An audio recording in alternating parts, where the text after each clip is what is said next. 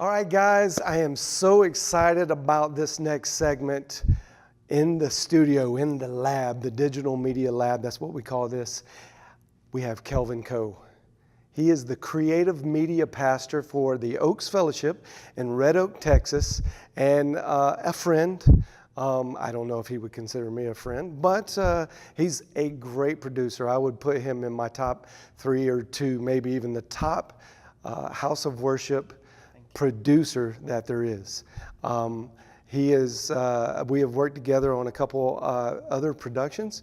I learned a lot going through that process, and I'm in a position where I direct a lot of productions, about 1,300 a year, and it's amazing when you get with greatness how much that you can see, wow, I really haven't filled the gaps adequately. I think you will walk away with that feeling after you hear Kelvin speak about church production, how to prepare for it, and really how to have a success. We'll define success at the end of the road, or at least a version of it from your framework. And I know you, so I know that you guys will be thoroughly impressed and enjoy what Kelvin has to say. So I have a list of questions. I'm just going to kind of start firing off. If we get on a tangent, we'll just go down the rabbit hole. But if not, I'll try to stick to this. So tell us define for us, what is a creative media pastor? In my role at the Oaks, basically I oversee, what I do. I just define it it's split up into 3 buckets, right? Okay. The first bucket is live service production, which involves the audio, the video, the lighting, the stage infrastructure, the processes, the teams, the people that basically produce and run all of the live events, include the services, funerals, weddings, conferences that we host at the Oaks. The second bucket is production, right? There's a lot of content that we produce, which includes videos, graphics, print pieces, creative elements, the scripts that we write. So the production of creative elements. And then the third bucket is communication, which involves marketing, promotion, advertising, social media, our website, all the promo pieces that we generate. So I'm blessed with a great team, right? I don't do all of that, right? The operative word I believe in what I do is pastor. I get to pastor gifted, talented people who are passionate about serving the Lord in media ministry. Right. And I love that about you. You have a pastoral heart. It's not just about the event and the process, although that is what I think you're paid to do, is to think about that.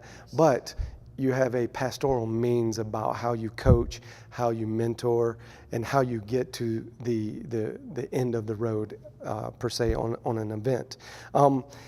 If we could draw a pie chart, I want you to divide this pie chart up in probably a percentage, if you can. I know it might be tough. But technical sciences, that left brain, to the creative arts, the right brain. What does that look like? I love that you asked that question, because when I started doing what I was doing, my energy was focused on trying to balance those two things, the geek versus the artist, right? The side of me that loves the equipment, loves doing this for the toys, if you will. Yeah. And then at the same time, it's so much fun to produce art, to be cool and produce cool things and brainstorm ideas. I learned very quickly that's not what it's about. There's actually 4 things to balance. Oh, wow. Right? The 4 things are the technical. Okay. And then the creative, I've learned I needed to split up into 2 things. It's creative and artistic. Okay. And then the 4th piece of the pie is spiritual. Wow. Right? Technical, that's understood. To do what we do, we need to have a command of our tools. Right? The equipment, the cameras, the computers, all of the software, those are the tools of our trade. Those are the weapons we use to produce art, to produce these events. Then why do I split up creative and artistic? Right? In the marketplace, in our line of work, I found that we've kind of lumped it together. You know, somebody who paints pictures, somebody who plays music, somebody who is very sharp in strategic thinking, we tend to lump it all together as being a creative person. Okay. And not that we're going to be, definition Nazis, but I've learned I have to be intentional for my growth, for the growth of my team, to be to be intentional that creative means problem solving. Right. Right. I love it. Figuring out how to fix things, address problems. Yeah. Right. Artistic means how do I make things more beautiful. Okay, wow. Right. That's good stuff. That's good stuff. Being intentional about those two pieces of the pie make me a better creative media pastor. Now, where does the spiritual component come in? Why do we do what we do for the church? What's the point if we are not growing spiritually, right? That tends to get lost, especially in creative arts ministry, right? What we do isn't directly discipleship, isn't directly evangelizing people. Right. So it's easy to put that aside. Okay. I've learned very quickly the quality of my ministry is only as good as the quality of my personal ministry. Right. I can't give what I don't have. The videos I'm going to produce may look cool, but would be empty, would be void of the power of the Holy Spirit if I don't have that to give. Yeah. Right? I can't lead my team if I'm not prayed up, if I don't have a fresh revelation from the Lord. Wow. I cannot neglect that. That's good, Kelvin. That's really good. Interesting. I've never thought of it quite like that. I'm glad you split that up for us. There's so many things I think that we could talk about in that realm. I just want to be clear. Are you suggesting that you've divided that up into four, that pie up into four? Are they all equal in like a 25% all the way around, or what is the percentage that you're assigning to those different compartments? John, I wish that it was that easy. I wish that it really is, four pieces of the pie, equally balancing it all the time, right? As a leader, I've learned that it's being sensitive to what is the need of the season. Okay. Right? For example, when I started out at the Oaks, the first thing I needed to work on was to get our technical competency, our technical acumen up to something. So a big part of the pie needed to be focused towards that, right? As much as I wanted to keep producing cool things, that I can't give too much energy to that pie. Right?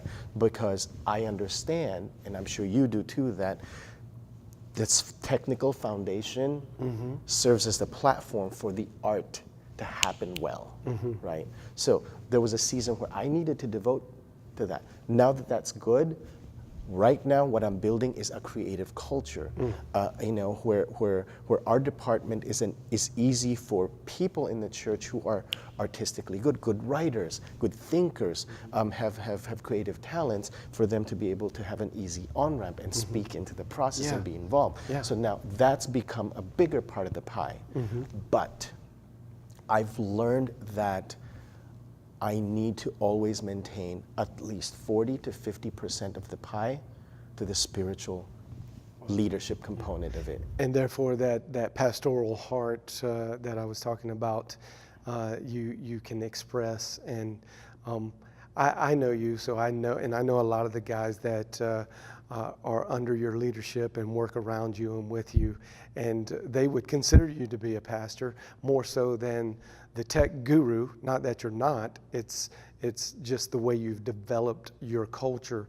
I love that idea that we're always, no matter where you are in size, if you have 25 people in the congregation or 25,000, this is a very scalable idea, and that is culture building. And every action that you take every Sunday or throughout the week, people are following you, and you're building culture. When you have a leader and followers, there's a constant culture building that's going on. And I love that you started off with the understanding that you're culture building. So you have to build in one way, build up so that ultimately the culture will thrive and survive through a well-balanced means. Doesn't always mean that each compartment will get equal percentage, but what it does mean is that in seasons, Yes. you'll be able to be fluid and give the right amount of attention. But for you, you've found that at least 50% of what you do needs to come from a spiritual component, because that is the fundamental basis of what you are doing. It's your purpose for what you're doing. And that totally makes sense. I want to get a little bit bogged down into the details, you know, the week, the day to day. All right. I think these guys will really appreciate knowing how you operate. All right. So I'll just attack these kind of one of it at a time, and then, you know, if it works out, we talk about more, then great. Pre-production. Okay. To me, one of the most important. I agree. Keys Yes. to success. How far ahead are you guys planning? I'm blessed. I would even say I'm spoiled. I work with a leadership team and culture that understands, gets the production process, the value of pre-production. So at any given time, we're 6 months to a year ahead in our series calendar planning. Are you kidding me? That is how bought in, you know, the leadership of the Oaks is. And that's not just for our Sunday experiences, for our kids ministry, for our student ministry. That practice, that culture has also trickled down. They do that not just so that we can have cool videos, so we can, you know, or have cool sets because they understand how much time it takes. Although, yeah, I'm very grateful for that. But there is a higher purpose behind being intentional about this, you know, being 6 months to 12 months ahead. One time I was teaching a class with my senior pastor, and, you know, after I introduced and explained to the class what I did, he jumped in and says, Kelvin and his team, this is what they do each week. They co-lead worship with a worship team and co-preach the message with me. That's so the level of buy-in, but at the same time, I feel that those words represent the heart behind the pre-production process. He believes it, and in order for me and my team to do that, he invites us to the conversation. That 6 month to 12 month series calendar doesn't represent only represent services every single week. It represents the conversation that the pastor is going to have with his constituency, with the congregation. What is this relationship between a pastor and his congregation going to look like in a year, right? So we get to map and chart that together, right? So that's the we map out a calendar, you know, 6 to 12 months out, and then we have a programming meeting. Right, a weekly programming meeting. This programming meeting is not just to look at the service for a Sunday. This is the meeting where we now are always looking 2 to 3 series out, so we can start to talk about the big idea. What is pastor's heart? What's the main point for this series? What is God wanting to do, you know, during the series? And then now we have the basic information, or the foundational information, to go pray and go brainstorm. What is the best creative packaging for this as a series, right? The branding, the experience, the logo, the creative elements, you know, the stage design. Then we are looking at what each week would be like. And when we get to that level, also in that meeting, we start to look at what can each Sunday look like, and maybe start to think, here's a good a video testimony would probably be good here. Oh, on this Sunday, we can, you know, incorporate an illustration or a special song. Okay, right. You're talking about some logistics there. All right, so let's just review real quick. You say you have a programming meeting, and that's at the beginning of the week, I would imagine. Or are you? It's on Tuesday. So are you guys consistently 6 weeks or 6 months ahead, and you're looking at on Tuesday going 6 months, 1 week out? Or do you attack a month in a programming meeting all at one time? Give us a little insight on how that works. I guess I'm asking, is it week to week that you're just staying ahead evenly throughout the weeks, or are you attacking this in bulk and you're 1 week you're talking about June, but you're in January?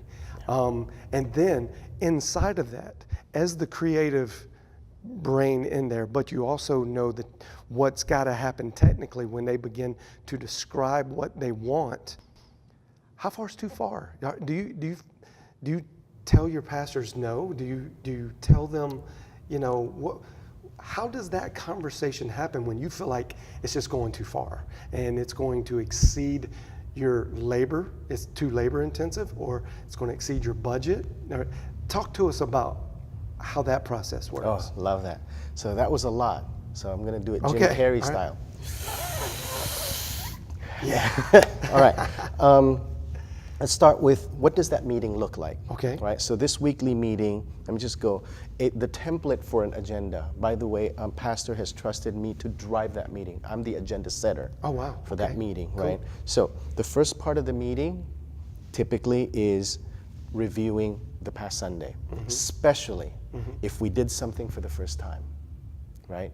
It's the first time that we did a song and video interactive special. We're going to evaluate that. The way we do water baptism was changed. It was the first time we did it that way. We are going to take time and evaluate. Okay. Right? We figured out what worked, what didn't work. Gotcha. So we always start with that. Like it. Then we look at this Sunday. All right. Let's get this Sunday mapped out.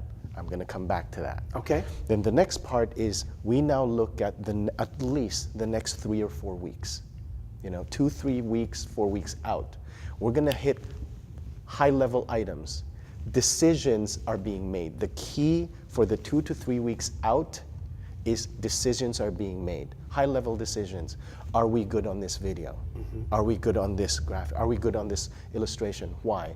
Before we invest all of the time, all of the energy, all the manpower, and then go, oh, I don't like it, or and that has saved us a tremendous amount of expedite shipping costs too. By right. forcing the decision to be made 3-4 weeks out. Yeah. Right. So we do that. I think we call that efficiency as well. Yes. It makes you very efficient. And then, right at the end, towards the end of the meeting, is all right. Let's look at 2 to 3 series out. Okay. Right? Then, so why do I say I'm going to come back then to that 1 week? So you'll notice when we're talking about this Sunday on a Tuesday, it's not the first time we talked about That's that right. Sunday. Okay. So Gotcha. it's really dotting I's, crossing T's, just confirming, was everybody clear? You're hosting, you're announcing this, promoting this, and then you're praying. We're now going into particulars, nuances, handoffs, how is it transition? Review the final order of the cue sheet. Are we good? Is this locked down? And then at the end of that meeting, lockdown. Wow. All right. You guys are a charismatic Pentecostal church, Spirit-led. And being that I have the advantage, I know a lot about the mechanics, the way it works. Are you so drilled in that when you say locked in, will that ever change? Has it ever changed? What do you do if it does change? Yeah. I have been, the last 3 churches that I've been a part of are all in the charismatic style, if you will. Yeah. Right? I've experienced if we flow in the Spirit, we just flow. Who knows what the next song is going to be? For the lyrics operator, it's about how fast can I find, pull up the next song. Right. Pastor Scott has learned and has been embraced what he calls that pendulum swing. Yeah. Right?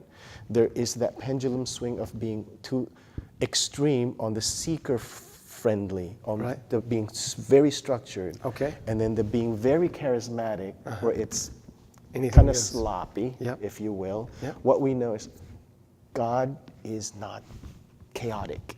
Holy Spirit is not disorganized. Okay. He has he has, in his leadership, developed that healthy culture where we're in this healthy pendulum swing. Okay. Right, where All right. we're going to be responsible and steward the time people devote to worship. Okay. So we're going to be prepared. Hence the value, the shared value we have of pre-production. We're going to be thorough. We are going to be prepared. We're going to work hard and bring the best worship experience that we can give people. Mm-hmm. On the practical side, there are two ways that the move of the Holy Spirit can happen in a healthy way in our church. Okay. Right? Our services are 75 minutes long. When we program that cue sheet, we make it stick within 65. Mm. So we always program for 65. Mm-hmm. So if the worship leader, as he's leading a song, feels the prompting of the Spirit to lead a certain way, to do an exhortation, if spiritual gifting breaks out, there is time allotted for that. Right. Right?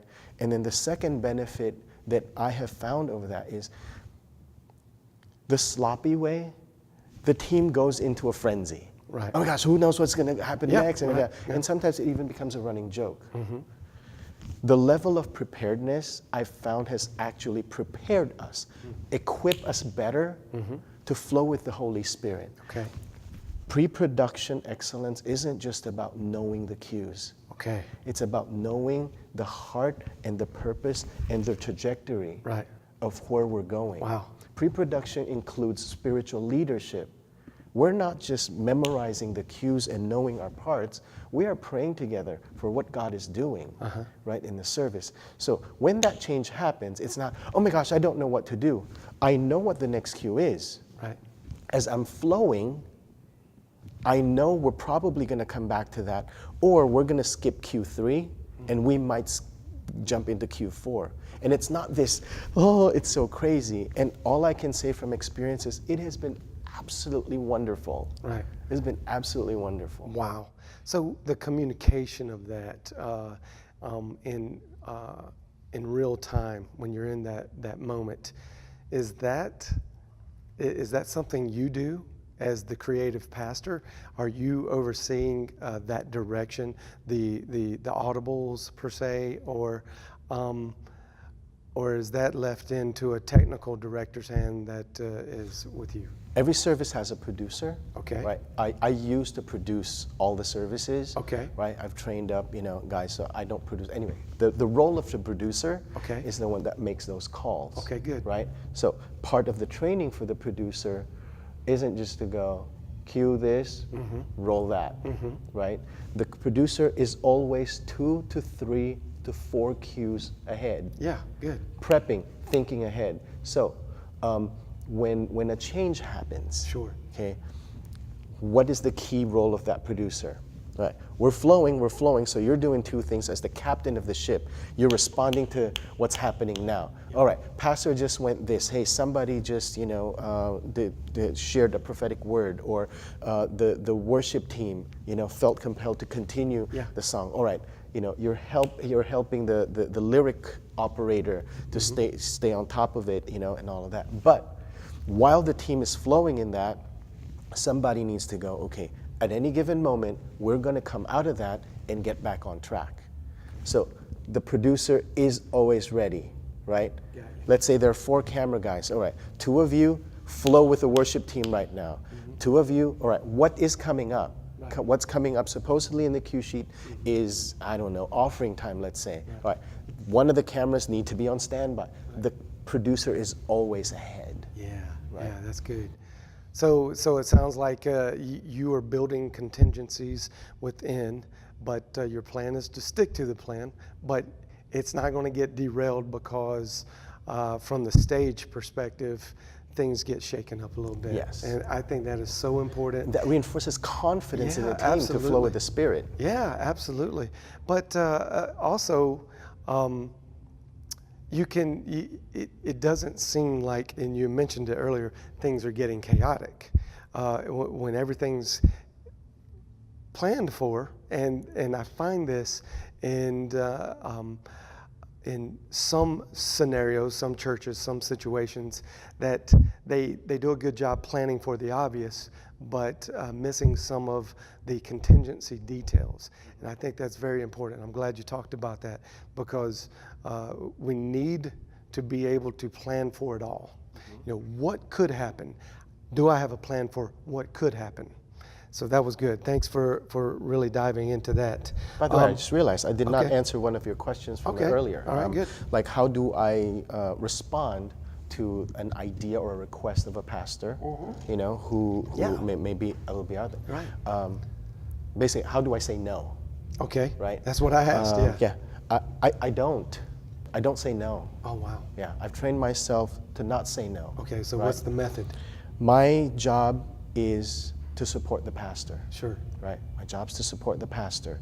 And my first responsibility is to listen, receive the request, and how I listen is always in two ways. Okay.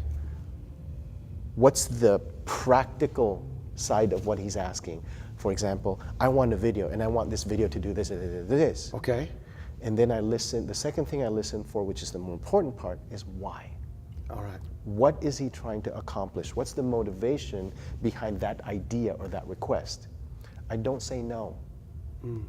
I never say no. My responsibility is now go back, count the cost, put a plan together. If it is indeed unreasonable, or not, I shouldn't say unreasonable, too expensive, impractical, you know, my default position is always, we're on the same team.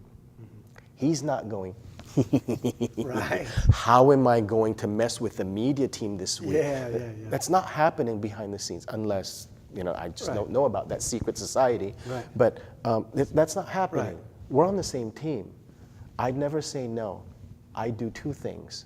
I come back with, hey friend, hey Pastor John, that video idea, absolutely awesome. This is what you're trying to accomplish with that, correct? Right. This is what is involved to make it happen. Whatever the cost-wise, manpower, all that. I know we both care about the same things. We care about the people, we care about the team, we care about the resources of the church. I'm going to report that back to him. I'm a leader. I looked at it. I probably already know if it's kind of too far or too much. If I already know that and sense that, I come up with a plan B. Hey, maybe this is another way of accomplishing the why. Yeah. So now it's on him to go, That's fantastic. you know what? I think it's worth it. Let's go for it. Yeah. Or, no, I love it. I don't think I'm supposed to do that. Wow. That's powerful. That's great. It's a great strategy to let the leaders be the leaders and make the decisions. And we do what we do. Everybody, it's a role-playing game. Yeah. And not necessarily a game, I guess, is not a great term, but, you know. How I would call that is leading up. Leading up. That's right. That's right. That's exactly right. We talked a little bit about your pre-production process, but most of our constituency, the people that will watch this, are pastors. They do not have the mega church framework to look through, and full-time employees. Matter of fact, most media directors or creative media pastors are not full-time; they're part-time. And then the people that work from Sunday to Sunday are for sure volunteers. And I would assume that you guys have a significant amount of volunteers. Yes. Maybe even We talk can't a little run the bit. service without him. Okay. Yeah. So, how do you get to what you consider success through a volunteer base? You know, I'm sure you have some full time in a church your size, but when you're depending so much on volunteers, how do you make that work? Talk a little bit about the interaction, the demand that you put on volunteers, and how you overcome some of those obstacles that just naturally come with volunteers. When I started doing, media for creative arts for the church, I've always approached it with, I'll call it an apologetic perspective in behalf of volunteers. Oh, they're just volunteers. Right. I don't want to ask too much. And I'm not saying abuse them, Right. you know, but I had to break that in me. Okay? Interesting. I had to remember, what was it like when I started? I started as a volunteer. What did it feel like? Did I go, ooh, I'm just a volunteer? I was just pumped. I was just excited. Right. I wanted to serve. I wanted to play my part, Okay. right? So, what is the common denominator between you, between a full-time staff member, between a volunteer, between an intern? It's because we are excited about putting together a service with the gifts and talents that we have. Okay. That is where I have to start every single time. We're a team.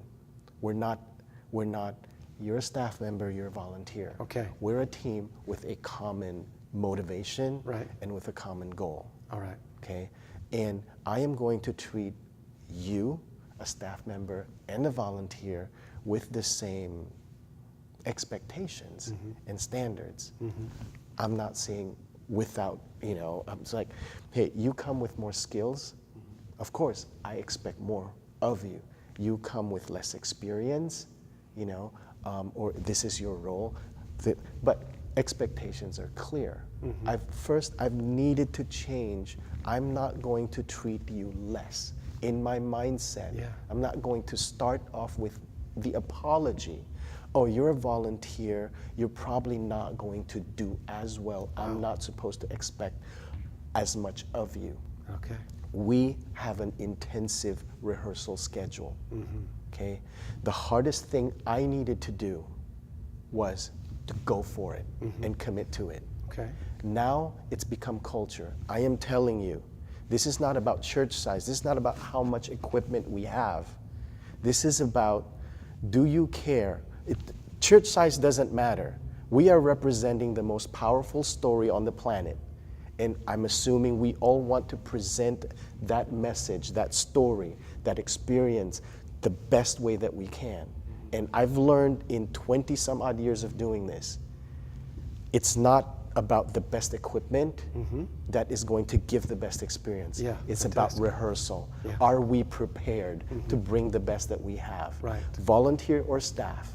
If you're not rehearsed, if you're not prepared, if you don't know what you're doing, if you were not teed up to slam dunk the camera shot, if you're not teed up to slam dunk running ProPresenter, running the video, playing the slide, running that microphone, okay, that can only happen in rehearsals. Okay. Okay? The standard has to be set.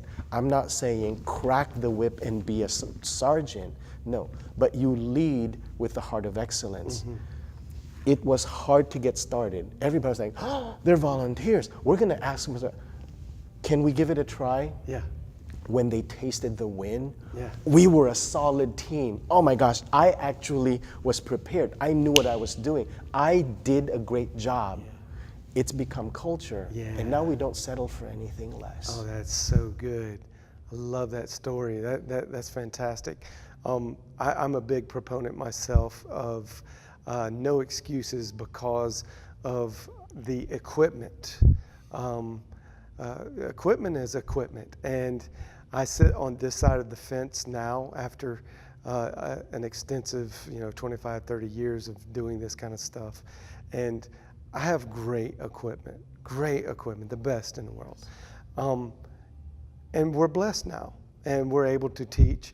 But I can tell you from experience, the equipment really did not contribute to whether that event, that service, was truly successful or not. It was all about, and it was really all about me not planning. Whenever it didn't go well, I could look in and go, wow, I did a horrible job at planning. And preparation is everything to making and preparing your team. Yes. And transferring that confidence is going to lift. It's like Steph Curry and I was a basketball player, so I relate to the basketball analogy. You shoot much better when you're confident. Yes. When you feel like it's going to go in, it goes in more than it doesn't when you're not confident. Same thing. That's a life rule. Yes. And when you're confident on the camera or confident behind the console or hitting the buttons, and you know that's when you're supposed to hit them, you just hit them right and things go well. So it's the preparation. I love what you said there. And guess who else? His confidence is boosted when the tech team is solid. Mm-hmm. The pastor who has to preach the message. Yeah. In the back of his mind, he's not going, I wonder if my mic is going to work. I wonder if that video is going to play. No, he knows it. Yeah. He saw it. Yeah. He knows. Week in, week out. At rehearsal, they don't even you guys think nail about it. Yes. Yeah. And they're now in their zone, doing what they're supposed to be doing. And that's how we co-preach the message with them. Yeah, that's right. Man, that is so good. That is just awesome, Kelvin. I could actually stay in that zone. I'm going to move past it just a little bit and talk, before we leave volunteerism, tell me a little bit about your crew. What is the minimum size of your crew that you need to pull off? Full-time, volunteer, whatever, people, positions, what's the minimum? Any given Sunday, there's 14. Mm-hmm. 14 people to pull it off. Wow. So there's sound, there's the main sound guy, there's A2. Mm-hmm. I have 4 camera guys, a director, a switcher, the lighting operator. I have a ProPresenter operator for the lyrics, for the scripture, for the name tags. I have a software called Arena. It's for the it's a VJ system. Okay. For our center screen and live content. And then also we live stream the service with a chat room. So we have an online campus host. So That that's is 14 so cool. people. Big thing in my world is contingency. Do you have contingencies built in? If someone in your crew, in your team, gets sick or they need to leave, do you just power it down, or do you, obviously on audio and maybe graphics and things like that, you can. It's a mission critical position. How do you manage a contingency? Power goes out. Do you put time into thinking about that and having a plan? So, contingency, let's break it down. The people contingency, right? A no-show, or in the morning, I don't know, I ate too much beans last night, I'm sorry, I can't come in today. Or, you gotta make those decisions, right? Some positions can be doubled up. Maybe this Sunday, instead of 4 cameras, it's 3. Okay. Right? One of the cameras can be stationary on a fixed shot. One of the beauty of what we do is the art side of it, right? Yeah. We can always figure it out. There's always a creative solution to it. So that's one. Second is preempting this by building a healthy team culture. Okay. What we've done is, if you can't show up, you don't call me. Oh gosh, I did this for years where that was the system. I was the scheduling hub. Now it's, if you can't make it, this is your team, you go find your substitute, right? You go find your substitute. It's a harder decision to make. It can't just be, I don't know. Actually, I'm not in the mood. And then, Right. Oh, I'm not feeling well. I'm not going to go. Because there's one more step in the process. I have to call somebody and say, hey, can you cover for me? Oh, yeah. Right. So that has been a huge help to minimize the amount of calls, or I call the flake factor. Sure. Now, for the technical equipment, right? What can I say? If something breaks down, it's plan B. I'm blessed with a team that is strong on the creative and technical side. So we have backup computers, backup recording devices, for our streaming, for example, well, if the internet goes down, the internet goes down. Right. Nothing we can do about that. What's the contingency plan on that? At the end of the day, this is what I have found to be the solution, right? We may not be able to fix everything, but we can always appease people. At the end of the day, it's about serving them. If the online service is not going to be available, make sure the website has a slide ready. Make sure somebody is off campus on the internet being able to, hey, I am so sorry, this is not available today. Let me direct you to last week's message so you can watch it. Or stay tuned. And then social media hitting those things. Or ultimately, when the power shuts down, oh my gosh, this is where culture kicks into gear. A few weeks ago, a storm came through town. It was on a Wednesday. There was no power. 2 hours before the service would start, a decision was made. All right, we're going to cancel service. The student ministry team stepped in and says, no, we're not. They mobilized the team. Everybody went into, just kicked into gear and set up outside. Oh, wow. Ministry was still going to happen. Yeah. Let's talk a little bit. I'm a segue to this from that. I think it's a good one. When you end an event and you go home and you have time to think about what just happened, what percentage of the events that you do or how well does that event have to go for you to go, that was a success? I don't know if percentage is the correct way to look at it, but there was a really cool article in Babylon Bee. I don't know if you've heard of Babylon Bee, but it's a site on the internet. It's kind of a satirical site about worship leading and a lot of what we do. And this weekend, it was kind of funny. It says, 8th perfect service happened in Friendswood, Texas. And I had a picture of the tech guy, and he's just relieved. He's like, oh man. And it was a very, if you haven't read it, it's fantastic, and you will have great appreciation for it. But in the reality of things, I know I do, and I'm pretty sure you do, you have a success factor that you go, wow, I'm disappointed. We just didn't nail it or whatever. What is that for you? It's interesting you pose that question because recently, over the last year and a half, what I would consider success has actually shifted. I used to count success as how excellent was a service. How many mistakes did we not make? Okay. Right? Yeah. Oh, we nailed all the cues. Yes, that was a great service. Yeah. It's no longer that for me. Oh, wow. It's recently shifted to, has the team grown? You know, I'm looking at every single individual in their roles. I no longer expect perfection. I expect growth. Are they growing? Are they getting better? Is he becoming a better camera person? I know he's passionate about that. Is he, man, the way he's leading the team, the way he rescued, the director from that mistake. Oh man, he killed it. Yeah.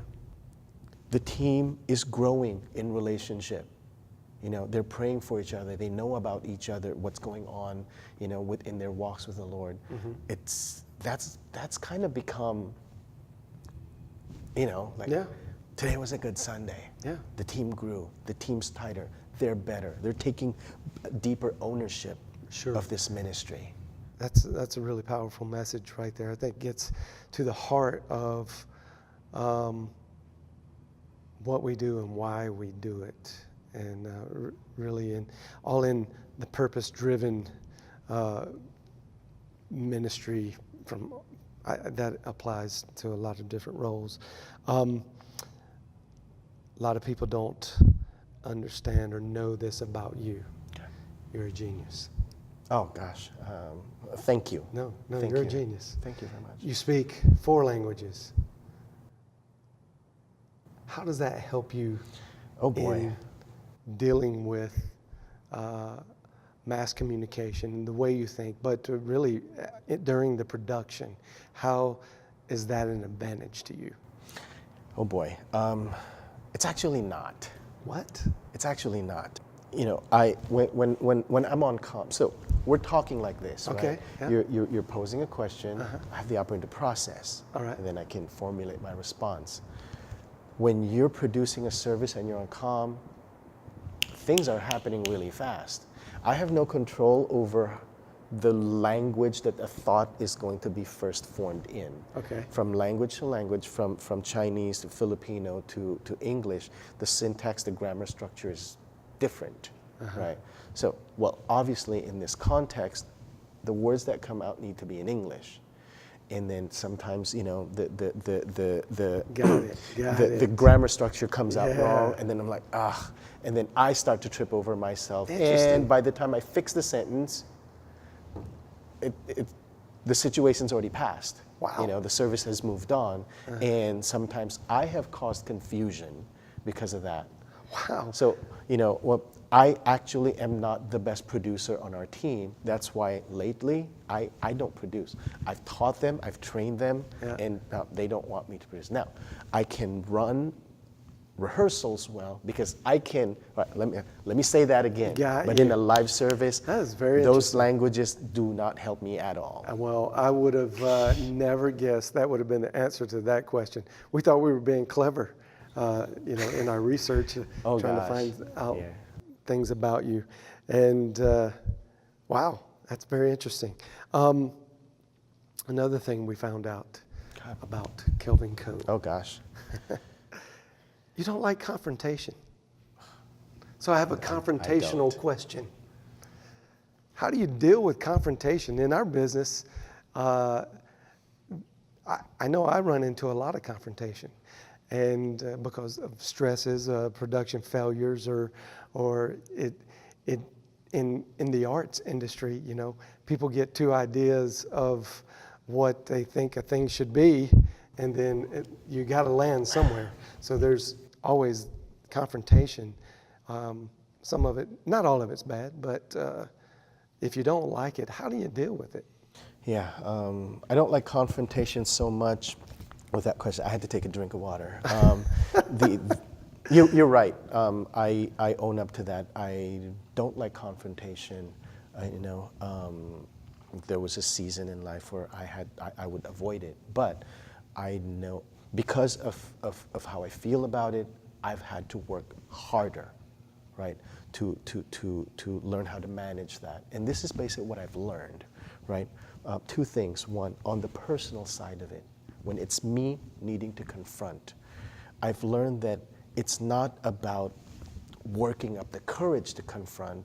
I've replaced that with this question: have I earned the trust of that person to confront them? Have I earned the right to confront? Does the person trust? Is our relationship at that level?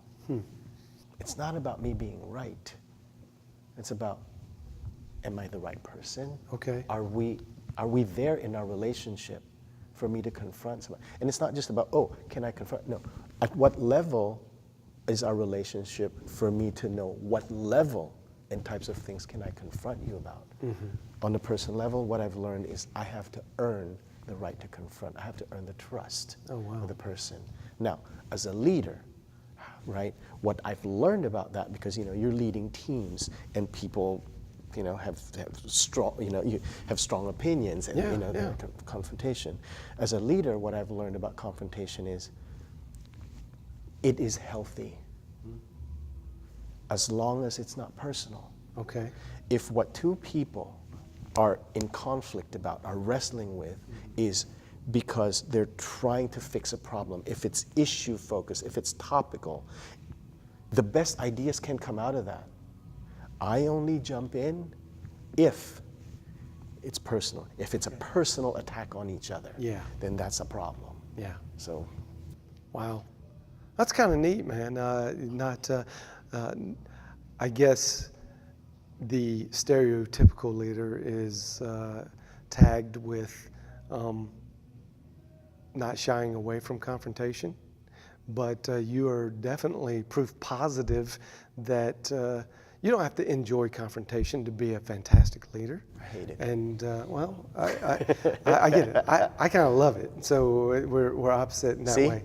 We're And, already- and I would say you're a much better leader than I am. So you don't have to have that component. And sometimes that's well, let's just say it's a misnomer to think that way. Kelvin, I could sit here for hours and talk to you and pick your brain. I love it. At some point, we got to call it quits. But if you guys want to pick Kelvin's brain, I'm gonna put you out there. Is that okay? Yeah, please, please. What's your Twitter handle? It's at Kelvin Co. At Kelvin Co on Twitter. Tweet at him. Ask him your questions. This guy's got a powerful mind. You know, we kind of jest and laugh, but he really is a genius. He's got a lot of thought put in this, and it's not just coming from him. He's surrounded with great leaders. He's surrounded himself with great thinkers. And I know a lot of the guys that work with you on a day-to-day basis, and they're smart guys. Even some of our product from the school here, and we're excited that they are able to go over and work with you. We know it's going to be a dream. Very, very sharp people. Yeah, and it's a dream situation. But I think you've given the guys out there some great things to think about in production. We really want to emphasize a no excuse policy for the lack of great production. Although you've brought to us that it might not be perfect, is not necessarily how you gauge it, but are you growing? Are the ones around you growing? Are you being a mentor and a spiritual leader to those that are under your so-called domain or authority at this time? And those are how we really gauge. Now, I know you're not saying or giving an excuse for poor performance, but the fact of it is, it's great to be in the process of culture building, or be in the midst of a culture that understands its purpose and really is dedicated to the success of that purpose.